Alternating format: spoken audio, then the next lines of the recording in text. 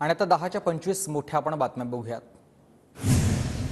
काळजीवाहू पंतप्रधानांच्या रोड शोसाठी मुंबईकरांचे हाल केले गेले। जिथे होर्डिंग पडून 16 जण गेले तिथे मोदी रोड शो करतात। हा अमानुषपणाच। मोदींच्या रोड शोवरून देखील राऊतांचा हल्लाबोल। मुंबईसारख्या शहरात रोड शोचं आयोजन हे शहाणपणाचं लक्षण नाही, शरद पवारांची टीका। मोदींचा कार्यक्रम गुजराती बहुल भागात, मोदींचं फक्त लक्ष एका वर्गावर, असाही टोला। अजित पवार महायुतीच्या रॅली सभांमध्ये अनुपस्थित। बारामतीचे मतदार झाल्यापासून आता अजित पवार आजारी आहेत, शरद पवारांची ही माहिती। तर अजित पवार उद्यापासून प्रचारात सहभागी होणार असल्याची उमेश पाटील यांची माहिती।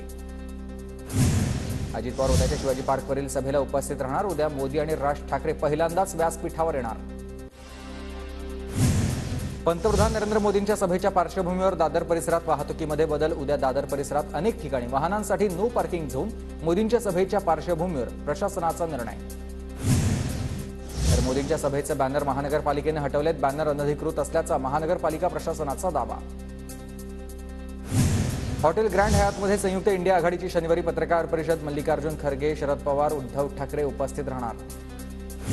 महाराष्ट्राच्या राजकारणात राज ठाकरेंचं स्थान काय? नाशिकमध्ये त्यांच्या पक्षानं वलय आता होतं म्हणतात, पण आता मला कुठे ते दिसत नाहीये। राज ठाकरेंच्या टीकेला पवारांचं उत्तर। लाचारीला देखील मर्यादा असावी। पंतप्रधान नरेंद्र मोदींना जिरेटोप घातल्यावरून शरद पवारांचा प्रफुल्ल पटेलांवर निशाणा।